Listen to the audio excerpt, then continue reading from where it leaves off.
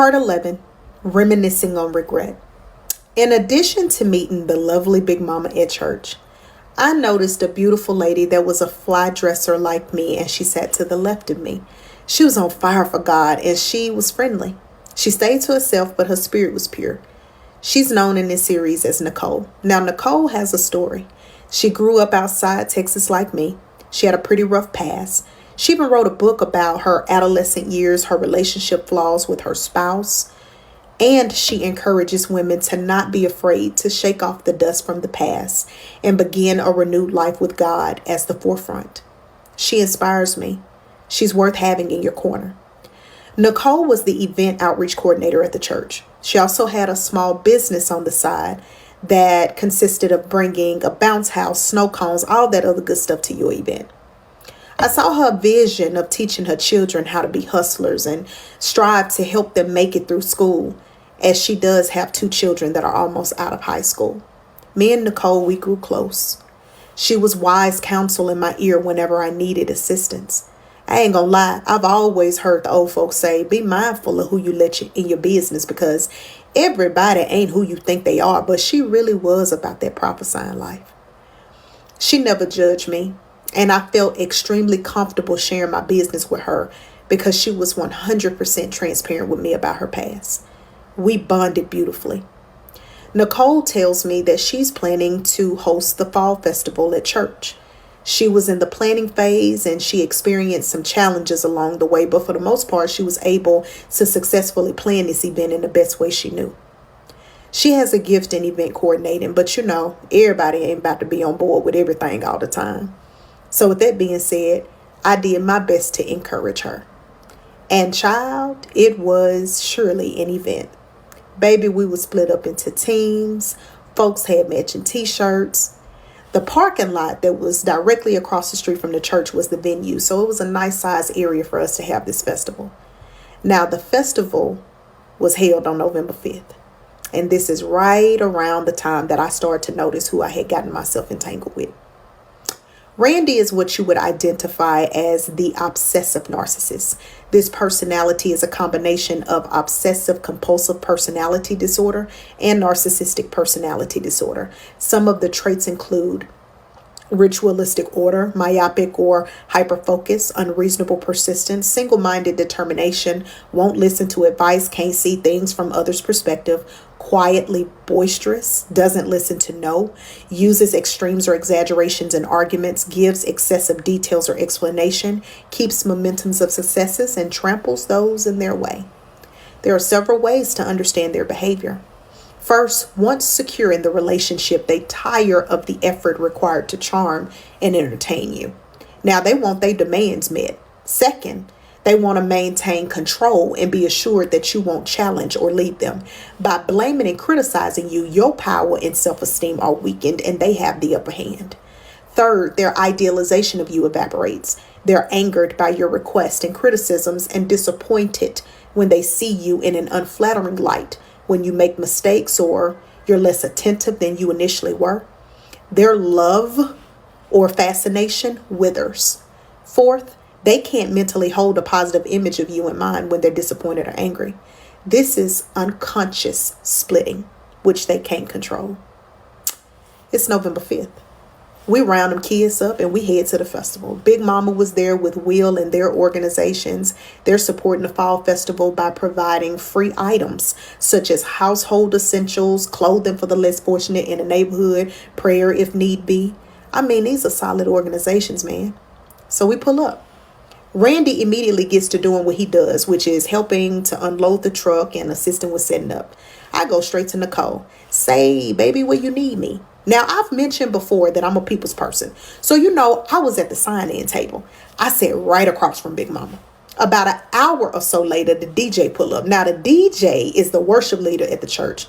His name is Carl. Carl is married to Tracy. Tracy is a beautiful soul as well, and she sings. She has a vibrant spirit, and she always loves on you when she see you. Now, Carl, he's the exact same way. When they show love, they show love. I'm a hugger, baby. I dap you up, but most times I'm going to extend that hug to you. So check it. Carl set up the speaker. But Carl didn't notice me and another church member, Sugar, sitting behind him. Also, Big Mama daughter, Niecy, was sitting on the other side of me.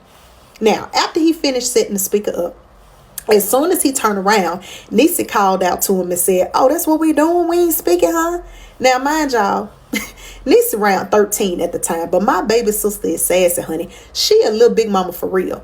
So he come over to greet each one of us. He hugs Niecy first, then he goes around and he hugs Sugar, and then he hugs me last.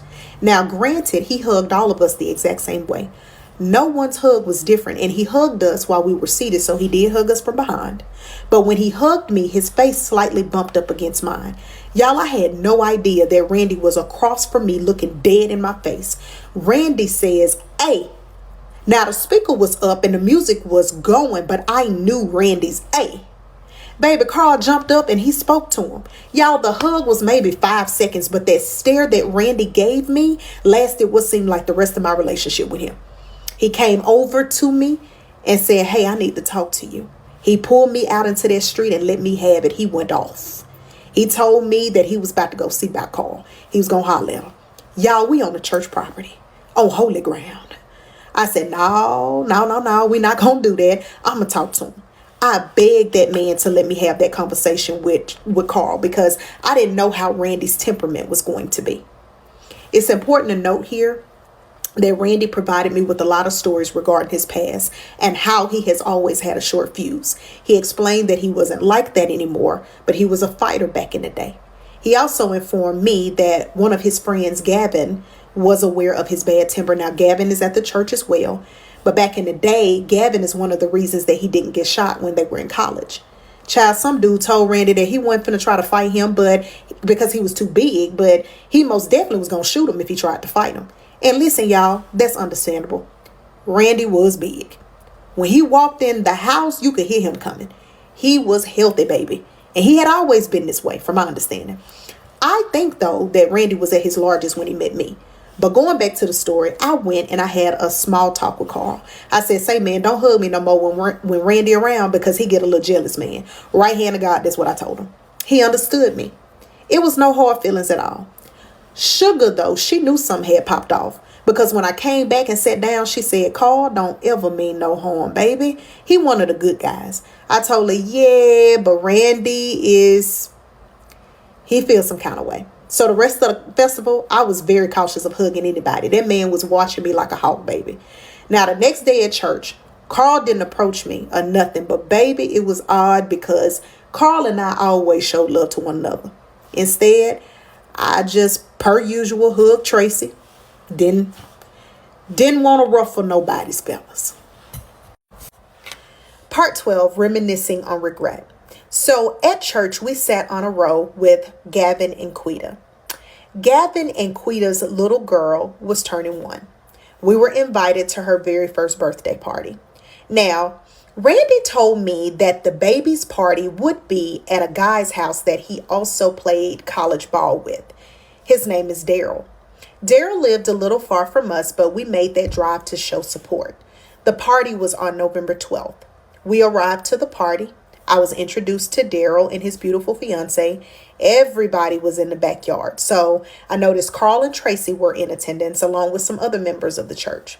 Now, as the party is going on, somebody alerted me that liquor was in the house. I went in that house and I started chatting with Daryl's fiance, scoping out the scene, what y'all got. So Daryl is sitting on the couch and Gabin's sister and him are holding a conversation regarding fitness. I done interjected in these folks' conversation because y'all, I was cooking so much for Randy. We was going tit for tat on that scale. He was around 325 and I might have been around 238 at my heaviest. Yes, ma'am, I was fat mama. But Daryl started discussing with me about dieting, exercising, and fitness as a whole. Daryl's a fitness coach, personal trainer. Now, looking at him, I didn't know that because normally personal trainers are cut and ripped up. But I'm not trying to be funny. He struck me as a regular guy that looked like he played sports in the past. So he told me to holler at him before we leave because he would give me his info. Now, most business professionals have business cards, right? Yeah. I go back outside. They singing happy birthday to the baby. Shortly after Randy asks me if I'm ready to go. I'm always ready to leave a child's party, honey. The way Hunter be running me, I don't have the capacity to deal with being around other people cheering for too long. So as we're getting ready to go, Randy goes and he puts the children in the truck. I was hugging our church members. I'm slowly coming on out the door. Daryl stops me and starts telling me about meal plans and all of that. He then says, hey man, follow me on IG. Before I could even get out that wouldn't be a good idea, Randy come busting through the door. What y'all talking about? You got to know I told him that Daryl was just informing me of his training services, and you know that I've been trying to lose weight, baby. He looked at Daryl and said, yeah, man, we'll think about it. Child, we got in that truck, and he looked at me and he said, now what was he saying? I told him exactly what I told him in front of Daryl. He told me, of course, he trying to be your personal trainer. Yeah, he could forget that. Now I'm kind of confused because I just met Daryl. Daryl, in my opinion, y'all, was really not flirting. The man was genuinely informing me of his business. But according to Randy, Daryl would like on other people's women in college back in the day. He told me that Daryl tried to talk to one of his ex-girlfriends. I had no reason not to believe him, but I knew to protect myself and to also protect Daryl, I probably don't need to be around him no more.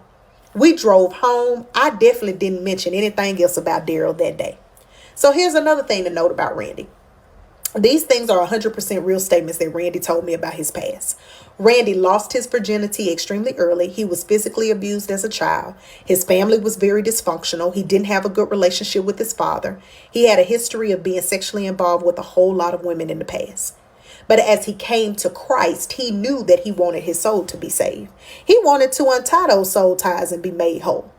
If you already had low self-esteem or a critical or abandoning parent, the narcissist behavior triggers a trauma reaction that's further wounding. You try even harder to please the narcissist and be perfect in order to be loved, an impossible task. The next morning, Randy and I had a verbal altercation before leaving for church. Forgive me, y'all, I can't recall what the argument was about. We make it to church and I really wasn't even trying to sit by this man. Y'all, I must have turned around and looked over my right shoulder and there was Daryl and his fiance. Y'all, Daryl had never came to this church since I had been visiting there. Either way, Nicole motions for me before service is over and I realized, man, I agreed to help this girl with her book signing at the church today. So we are outside setting up. I go and sit beside her as the folks are coming out of the church. Randy has Hunter and Lauren, and he asked me if I was coming to the truck. Now, mind you, I'm already 4:30 hot with him. So I told him, man, Nicole gonna take me home. I forgot I volunteered to help her at her book signing. He was a little mad, but at this point, get over it. So he takes the kids to the truck. He's parked in the other parking lot. Now, Daryl is in the grass talking to Gavin. Daryl walks over to Nicole's table and starts talking to the both of us. Y'all, Randy parked that truck in the middle of the street, got out and walked and stood right behind Daryl as he was talking to us and stared me down. Now, there was no way this situation could have happened differently because I was legitimately sitting at this table trying to help Nicole sell these books. Daryl eventually walked off when he noticed that Randy was behind him. But one of the men of the church noticed what was happening and kind of went over to distract Randy. Y'all, that was literally God's favor. I envisioned Randy attacking this man from behind. Child, again, I was caught in the middle. Trap, baby. Randy got back in the truck and drove off. But y'all, as soon as he drove off, here come Carl. Now, remember I told y'all that I told Carl, don't hug me when Randy is around. Well, Randy wasn't around. So we did a friendly church hug. Randy sent me a text message shortly after and told me, thank you for letting me know you was going to help Nicole today. I ain't even respond. Y'all, I was over it. I really was. Now, Nicole takes me home and Randy comes out the house shirtless to throw something in the dumpster. Y'all, Randy had cameras all around that house. He knew when somebody was coming up their driveway. Now, why would he come out there with his shirt off? Anyway, Nicole stayed out in her vehicle for a while and we talked to each other about some personal things. And I told her about what occurred the night prior at Daryl's house. Nicole wasn't privy to this information while we was at church about what happened with Daryl. So she told me that Daryl was semi-flirting, but we both had concerns about Randy's actions from the fall festival and how he handled Carl and at church today.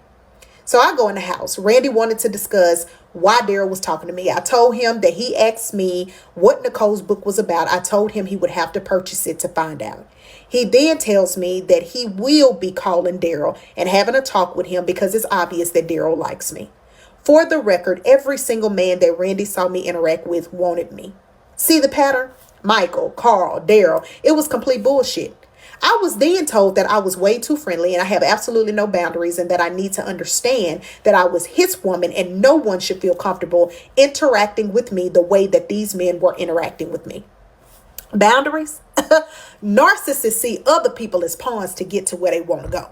They may have never admitted, but they are the most important person in the room, and everyone else is just an object to manipulate or a place to dump their problems. Narcissists lack boundaries. They believe that everything belongs to them and everyone thinks and feels the same as they do.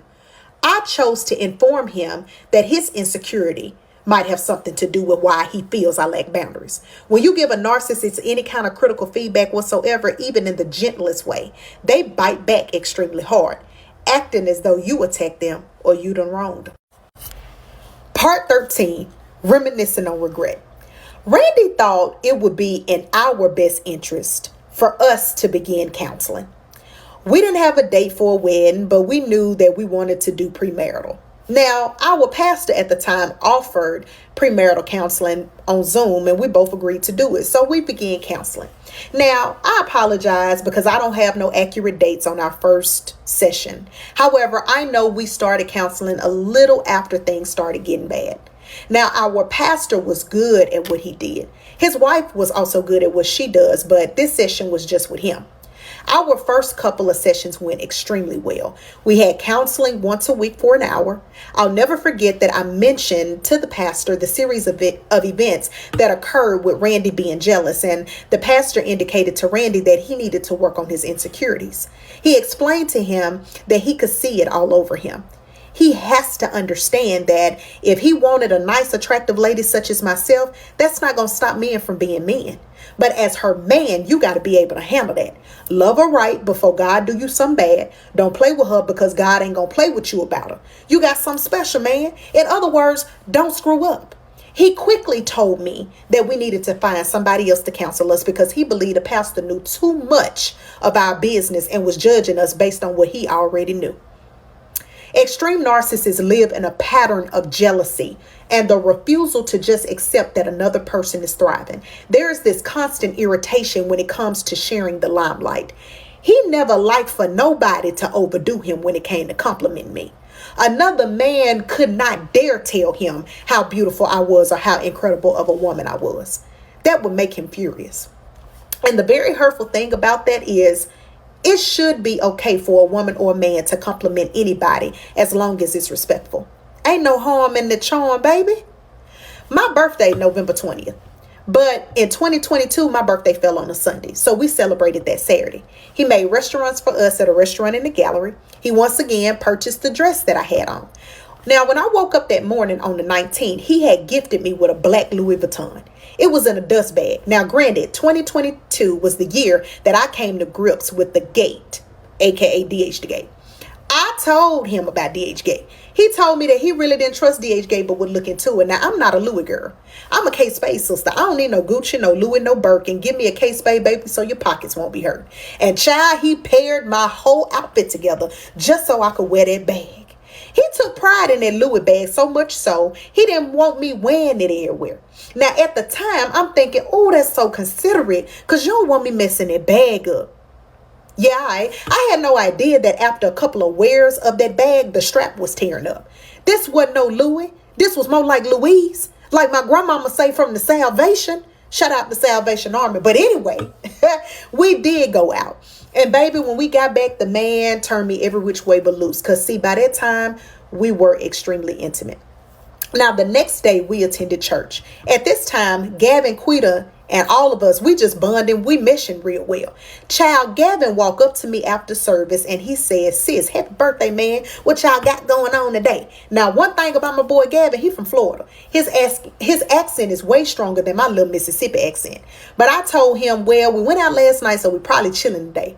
Gavin said, I got some Houston Texans tickets if you want to go. Send me your email right now. Not I'm screaming in the middle of the street because my dog about to hook me up with some NFL tickets. I ain't never been to an NFL game. Gavin does have connects, and I'm so grateful for that. He even told me that him and Quita would keep the kids. By that time, Randy done walked up. I said, hey, babe, Gavin sending tickets for the Texans game, but we got to leave right now. The game started 2. Y'all, it was pushing 12. So I said, can we go? Simple question. He said, yeah, babe, if you want to go, but you gonna wear that? I had on a full-blown church attire, heels and all. I said, nah, let's run to the house and change clothes. Gavin and Quita gonna keep the kids. He was like, all right then. Now, we headed home. We driving home. I'm so excited, y'all. I look over at him and I notice that he real quiet.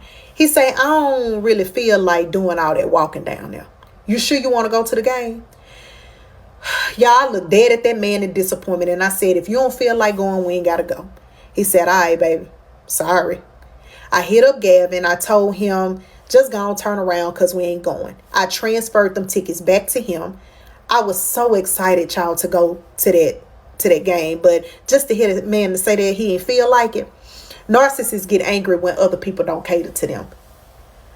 We went home and I went to bed on my birthday.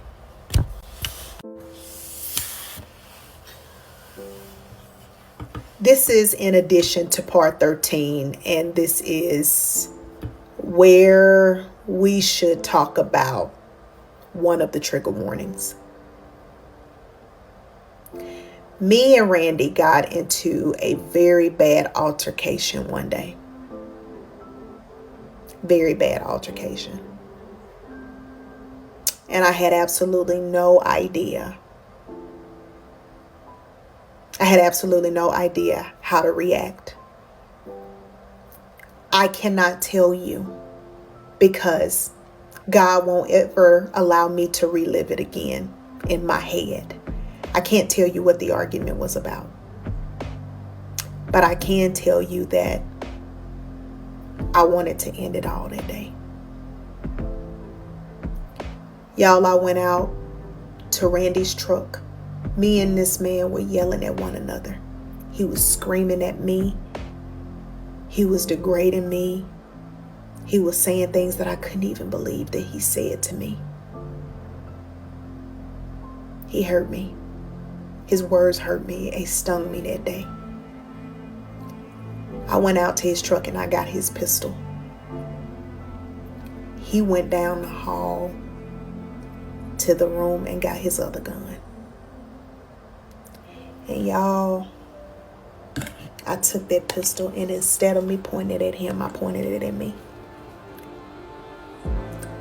Because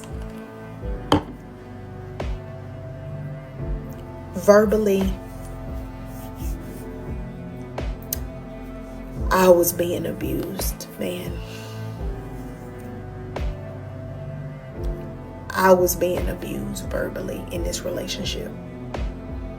And the reason that I tagged this on at the back of part 13 is because I need to talk about it.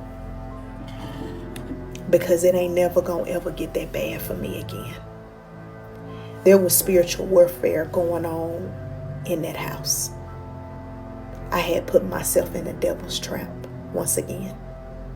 But see, this time around, I didn't even think that I was strong enough. The man looked at me, a man that had proposed to me, a man that claimed that he loved me. He looked at me with that gun up to my head, with his pistol up to my head, while he was holding another pistol on his side.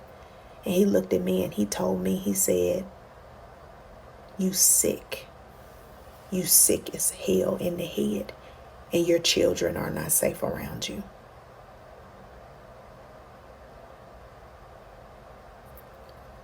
I was sick in the head because I was being abused.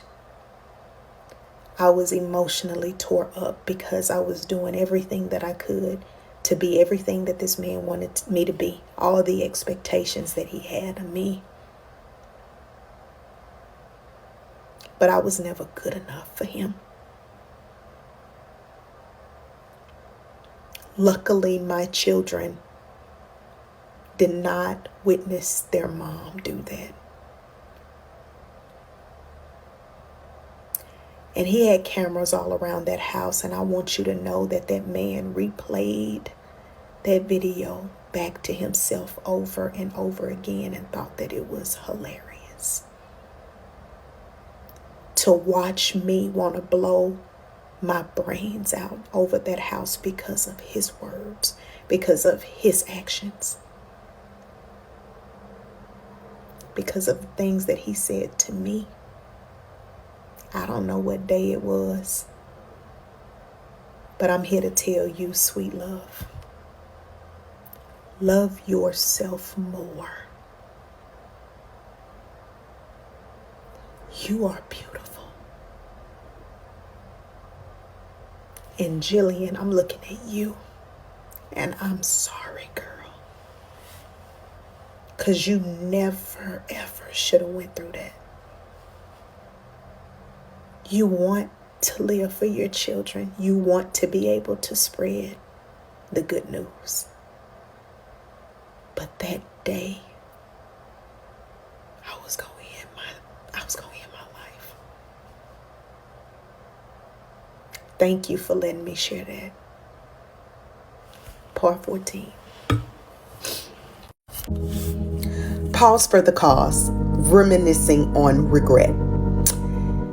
Due to my inability to be able to recollect the date of this significant event, I had to include this pause for the cause video.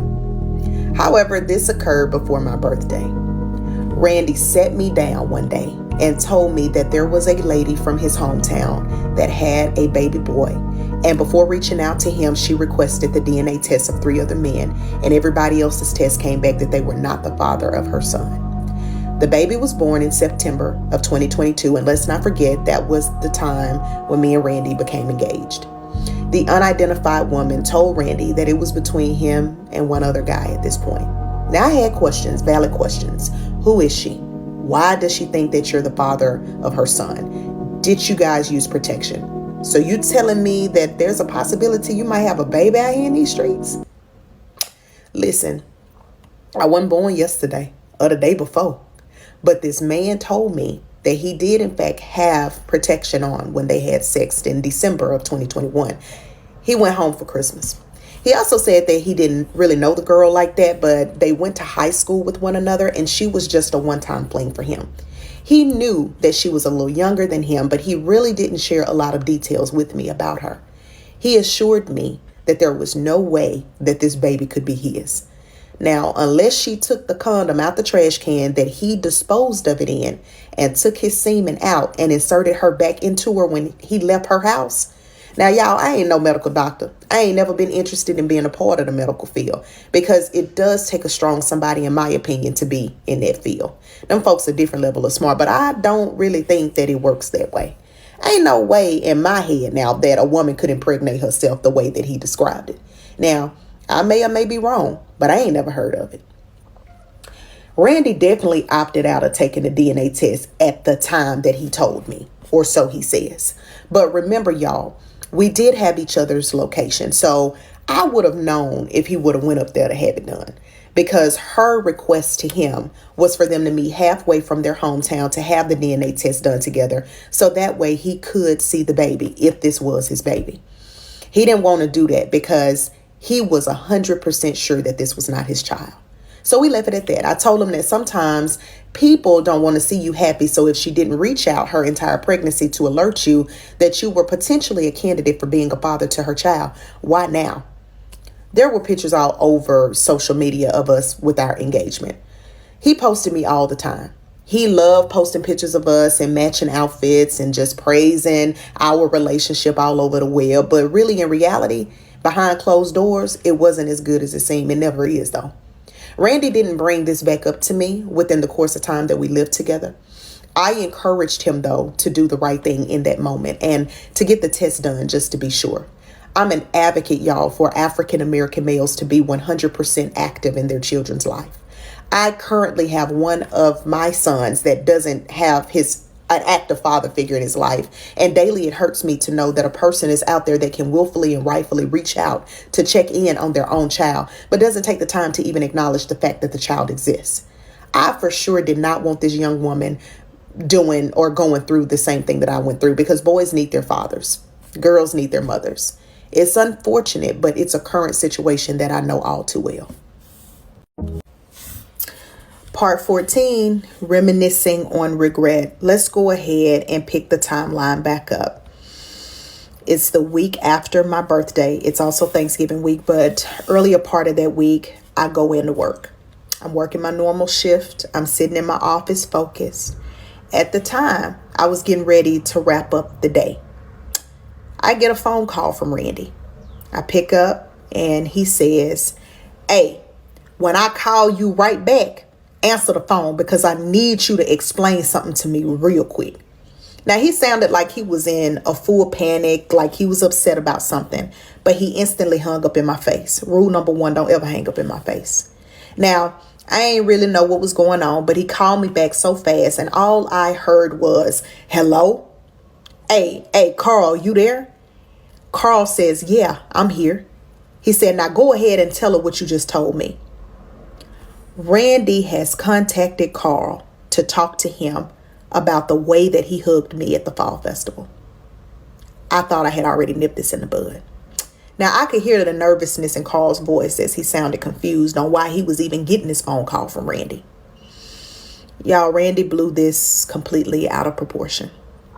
Mind you, Carl is a little older than me, and at the time, Randy was around 28 years of age. So Carl says, "Jill, how you doing? Randy hit me up and I'm currently at work, so I'm going to try to keep it brief. But he hit me up letting me know that it's a little disrespectful in his eyes of how I hugged you at the fall festival, how we've interacted in the past. And for that, I had to let him know that I never meant no disrespect. And if I've ever disrespected you, I apologize." Now, y'all remember that I told y'all that me and Carl hugged at the book signing event. Randy asked me, "Hey, have y'all hugged since the book signing event? Since the fall festival?" And he said, "Yeah, we hugged at the book signing event. It was a church hug, but it was nothing like how you saw us interact at the fall festival." Now, here's the thing. He done flipped this entire thing on me. Now I was a liar because you told me that you talked to him, but you really didn't. And don't worry about coming home because you ain't going to be able to get in the house. You might as well call Walker Daddy to let him know that when that boy get off that school bus, that he can come on over here and get his son. The man was going off. Carl told him, hey man, y'all don't do this. I don't even cuss right now, but y'all really on some bullshit. Now, I'm just hysterical. I'm crying because why in the world would he call this man? Why would he stir up something? Why would he do that? So I tell him, "Listen, I'm getting off. This is over. I need to come to your house. I need to get my stuff. I need clothes for me and my boys. I'll get all the rest of my stuff later." Y'all, that man told me I wasn't getting in that house. Don't even drive that way. I could forget it. If I tried to call the police, he don't have to let the police in his house because this is his house. My name is nowhere on the lease. Y'all, I went to the house and I tried the code on the keypad. It was disabled. He was literally standing at the door and answering the phone, but would tell me over and over again that you're not getting in this house. You might as well let it go. Goodbye. Get out of here. Stop parking in my driveway. Just going in. So the empath tries to figure out what they're doing wrong. As the narcissist continues to chip away at the empath's self-esteem, the empath finds themselves wondering what happened to that fairy tale relationship they thought they had. They felt loved initially, so they figure they must have done something to cause this change in their partner. They do everything they can to please the narcissist in the hopes of getting some of that praise and love in return. Now, at this stage, the empath could realize what was going on and try to end the relationship.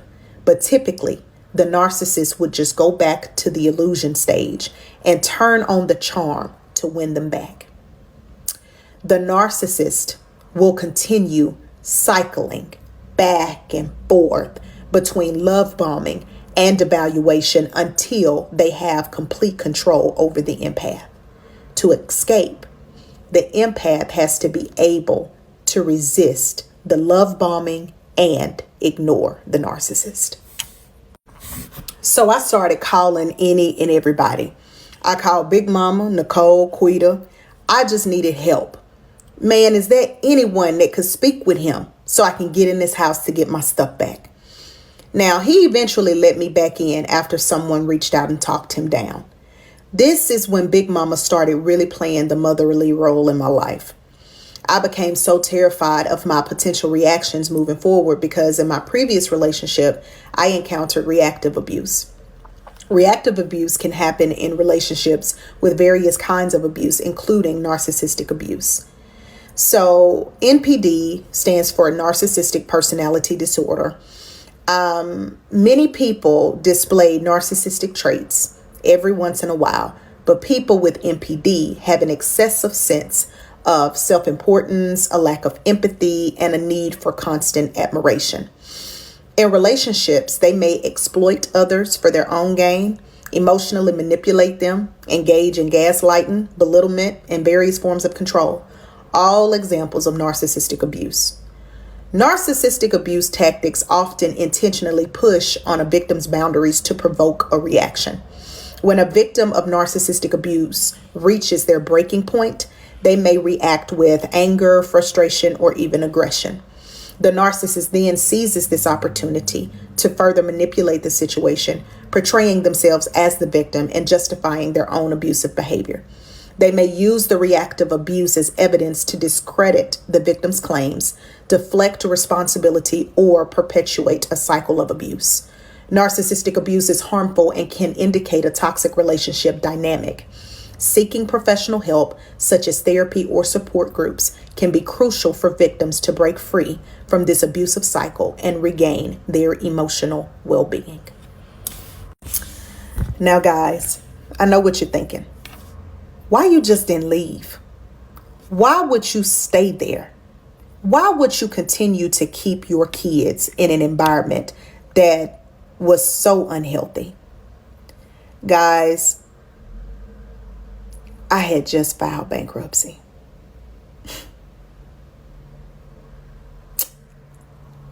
I knew that it was going to be a battle trying to get somewhere to live, somewhere comfortably for me and my kids to live. There was really no way that I could see that I could escape this at the time. Now, that's where that trust in God come in at. God gave me so many signs to leave that man alone very early on. And I chose to stick it out. Y'all, after being in one narcissistic, abusive relationship after another, you really start thinking that there is something wrong with you. You start thinking about, why is it that a human would treat me this way? Y'all, I was cooking every single day for this man. I was loving on his child.